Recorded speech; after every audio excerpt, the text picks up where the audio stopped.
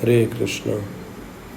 श्रीमद् भगवद गीता यथारूप अध्याय 4 श्लोक संख्या 20। त्यक्त्वा कर्म फलासंगम नित्ये तृप्तो निराश्रय कर्मणे अभिप्रवृत्तोऽपि नैव किंचित करोति सा। अपने कर्म फलों की सारी आसक्ति को त्याग कर सदैव संतुष्ट तथा स्वतंत्र रहकर वह सभी प्रकार के कार्यों में व्यस्त रहकर भी कोई सकाम कर्म नहीं करता। तो भगवान कृष्ण इस श्लोक में समझा रहे हैं कैसे इस जगत में रहते हुए अपने वर्ण आश्रम में स्थित रहते हुए अपने कर्मों को करते हुए हम उनके फलों से और उन कर्मों की आसक्तियों से बंधे बगैर रह सकें। इसीलिए कहा गया है त्यक्त्वा कर्म फला संगम, कि कर्म के फल की जो आसक्ति है उसे त्यागते हुए नित्य तृप्तो निराश्रय, हमेशा संतुष्ट रहते हुए, और निराश्रय शब्द का अभिप्राय है बिना किसी भौतिक आश्रय के, कर्मणि अभिप्रवृत्तो अपि, और अपनी प्रवृत्ति के अनुसार कर्म करते हुए नैव किंचित करोति सा। तो इस प्रकार से कोई व्यक्ति सभी कार्यों में व्यस्त रहता हुआ भी सकाम कर्म नहीं करता। तो ये है कर्म फला संगम, कर्म के फल से आसक्ति त्यागना।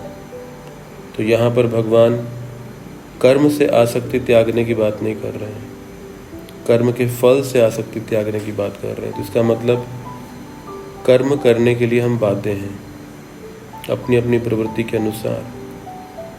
साधारणतः वैराग्य की बात जब की जाती है तो हम वैराग्य को बाह्य दृष्टि से, कपड़े के रंग से, वेशभूषा केशभूषा से, आश्रम से समझते हैं कि कोई सन्यासी है, कोई ब्रह्मचारी है। लेकिन यहाँ पर जो वैराग्य की बात की जा रही है वो आसक्ति के स्तर पर है। कर्म फला संगम, कर्म के फल से आसक्ति त्यागते हुए। साधारणतः कर्म करने का जो प्रेरणा, मोटिवेशन है वो कर्म के फल को भोगने से जुड़ा हुआ रहता है। तो कोई कैसे कर्म फल के प्रति आसक्ति को त्याग पाएगा?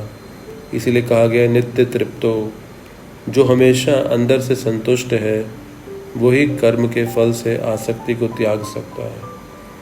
तो जब तक हमने इस भौतिक जगत का आश्रय लिया है, तो भौतिक जगत का आश्रय लेने का मतलब है यहाँ आशा है सुख पाने की, तब तक कर्म के फल से आसक्ति बनी रहेगी। और कर्म का फल जो है वो हमें हमारे भाग्य के अनुसार प्राप्त होता है। तो कभी अच्छा, कभी बुरा, कभी लाभ, कभी हानि के रूप में आता है। और इसीलिए हम कभी दुखी हो जाते हैं, कभी चिंतित हो जाते हैं, कभी भयभीत हो जाते हैं। और बहुत सारा समय जीवन का बहुमूल्य, जो कि बहुत सीमित है मनुष्य जीवन में, जो लौट के फिर वापस नहीं आने वाला, उन्हें इन नकारात्मक शक्तियों, ऊर्जाओं से डील करने में व्यतीत कर देते हैं, क्योंकि कठिनाई वहाँ आसक्ति से है। लेकिन अगर कोई व्यक्ति नित्य तृप्त हो, और नित्य तृप्ति भगवान की भक्ति से प्राप्त की जा सकती है, कोई निराश्रय हो, जो इस भौतिक जगत की भौतिक वस्तुओं में आश्रित ना हो, तो ऐसा व्यक्ति कर्म फल से आसक्ति को तुरंत त्याग सकता है। तो भगवान गीता में हमें क्या करना है ये भी समझाते हैं, और कैसे करना है ये भी समझाया जा रहा है।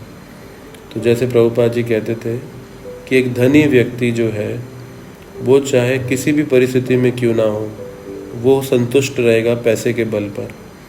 तो पैसे से वो भौतिक सुविधाओं को खरीद सकता है।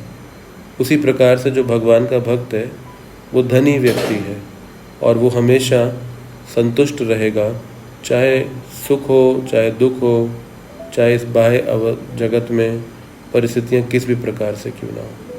तो इसीलिए नित्य तृप्तता और निराश्रय, ये दो महत्वपूर्ण मुद्दे हैं इस श्लोक में, जो अगर हम इस जीवन में प्राप्त कर सकें तो फिर निश्चित रूप से जो दुख के कारण हैं, यानी कि कर्मफल से आसक्ति, उससे मुक्ति पाई जा सकती है।